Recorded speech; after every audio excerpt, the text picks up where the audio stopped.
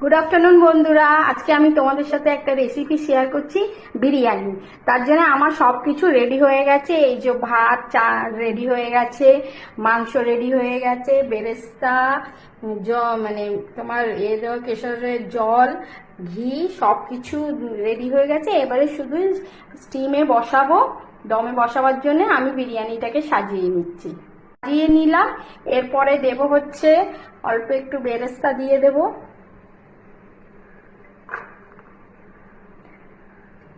ঘি দিয়ে দেব,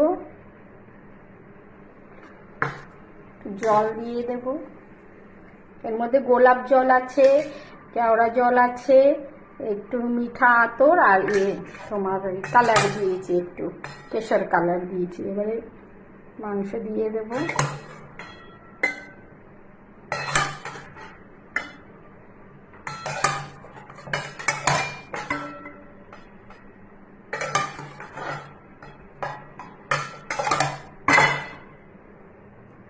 এইভাবে দুটো লেয়ার করব, পরের লেয়ারটা আবার দিচ্ছি, আবার একটা লেয়ার করে নিচ্ছি, সেকেন্ড লেয়ার করে নিচ্ছি। একটু বেরেস্তা দিয়ে দিলাম,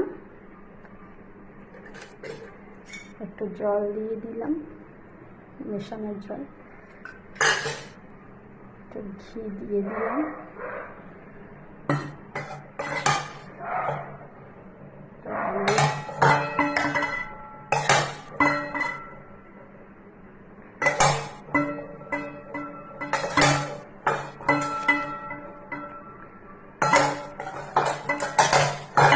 চিকেনটা আসলে আমার চিকেন কারি খাওয়ার টুকরো বলে ছোট ছোট, বিরিয়ানির পিসগুলো একটু বড় হলে বেশি ভালো হয়।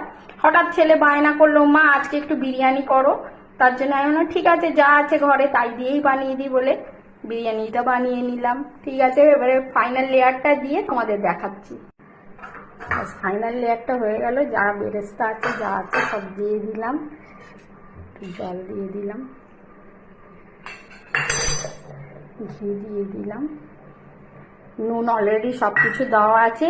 এবারে এইটাকে দমে বসাবো আমি। দেখো দমে বসিয়ে দিচ্ছি, একদম ফুল ভলিউম গ্যাস দিয়ে, একটা ননস্টিক দিয়ে তার উপরে হাঁড়িটা চাপিয়ে দিচ্ছি। এবারে 10 মিনিট দমে রাখবো আমি। 10 মিনিট পর দম থেকে নামিয়ে দেখো প্লেটে সার্ভ করলাম। দেখো বিরিয়ানিটা দেখতে কেমন হয়েছে, তোমরা একটু জানিও কেমন দেখতে লাগছে। যেমন পেরেছি করেছি ছেলের জন্যে। ওকে, টাটা, বাই।